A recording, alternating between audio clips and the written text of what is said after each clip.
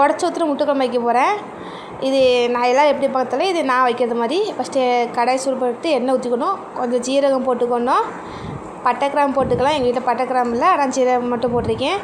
அதுக்கு பெரிய வெங்காயம் சின்ன சின்ன நறுக்கி வச்சுருக்கேன். ஒரு வெங்காயம் போட்டு நல்லா வதக்கிக்கோங்க. நல்லா வதங்கணும். சீக்கிரம் வெங்காயம் வதங்கணும்னா லைட்டாக உப்பு போட்டுக்கோங்க, சீக்கிரம் வதங்கிடும். நல்லா வெங்காயம் பொன்னிறமாக வரணும், அதட்டி வதக்கணும்.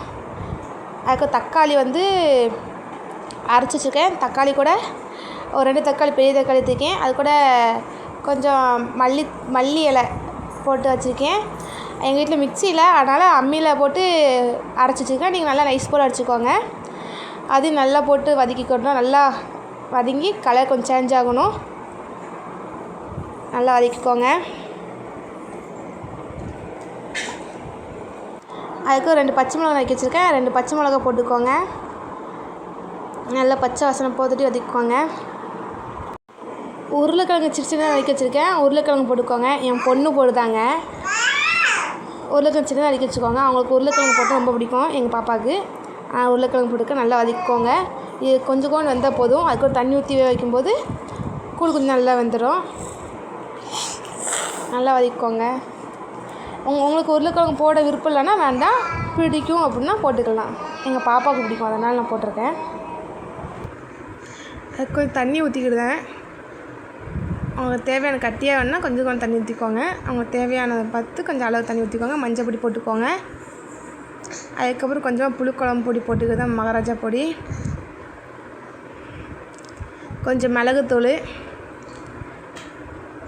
1/2 ஸ்பூன் இருக்கும். கொஞ்சம் ஜீரகத்தூள் போட்டுக்கிறேன். கொஞ்சம் மல்லித்தூள் 1 ஸ்பூன் போட்டுக்கிறேன்.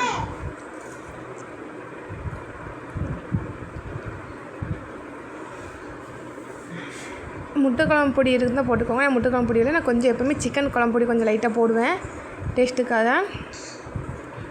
போட்டு நல்லா கிண்டிக்கோங்க. நான் மிளகா பொடி போட மாட்டேன், ஆனால் கொஞ்சம் மிளகாத்தூள் போட்டுக்கிறேன். நான் கொஞ்சம் தான் போடுவேன், ஏன்னா பாப்பா சாப்பிடுவாங்க. உரப்பு ரொம்ப இருந்தால் அவங்க சாப்பிட மாட்டாங்க. எல்லாம் படித்து குழம்பு நல்லா கொஞ்சம் நல்லா கொதிச்சு வந்துருச்சு. நல்லா வத்தியும் நல்லா கிரேவி மாதிரி ஆச்சு. இப்போ ஒரு முட்டையை உடச்சி ஊற்றிக்கிடுறேன். நான் மொத்தம் 5 முட்டை ஊற்றுறேன். 5 முட்டையை உடச்சி ஊற்றிக்கோங்க.